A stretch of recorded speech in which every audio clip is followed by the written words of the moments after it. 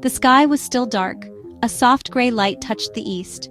I woke in the Hádza camp. The air was cool. I could smell the smoke from old fires. The Hádza people were waking too. Their sounds were quiet. They moved like shadows in the early light.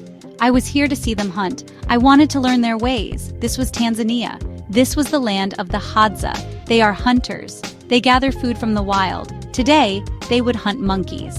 I felt a thrill. I also felt a little nervous. It was a new day. The stars faded slowly. One by one, they disappeared. The sun was not yet up, but the world was waking. Birds began to sing their morning songs. Insects buzzed softly in the dry grass nearby. The Hádza hunters gathered. There were 3 of them. Their names were Kauda, Gudo, and Saya. They spoke in quiet clicks and soft words. Their language is ancient. It sounds like the earth itself. They did not rush. They moved with a calm purpose. I watched them. I tried to be still. I did not want to disturb their morning. They were preparing for a long walk, a long hunt. The air grew a little warmer. The gray light became brighter. I could see the shapes of the baobab trees. These trees are very big. They look like upside-down giants. The land around us was dry. It was the savanna.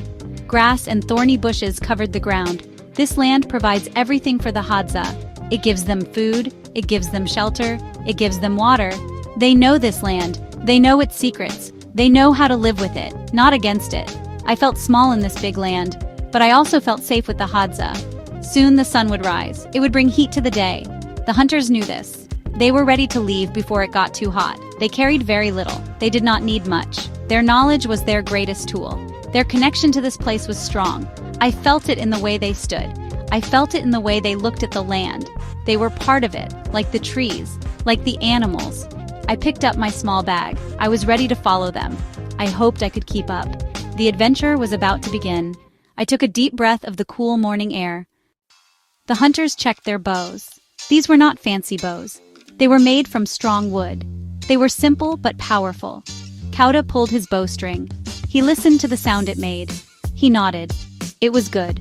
Gudo checked his arrows. The arrows were long and thin. They were made from straight sticks. Some arrowheads were made of metal. These were sharp. Some arrowheads were made of wood. These were blunt, for birds.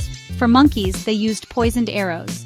The poison was carefully made from plants. It was a slow poison. It would not kill quickly, but would make the monkey weak. They did not have many tools. Each hunter had a knife. The knives were small. They were used for many things. Cutting meat, making tools. They also had small axes. These were for cutting wood, or for getting honey from trees. The hunters wore simple clothes, animal skins or pieces of cloth. They did not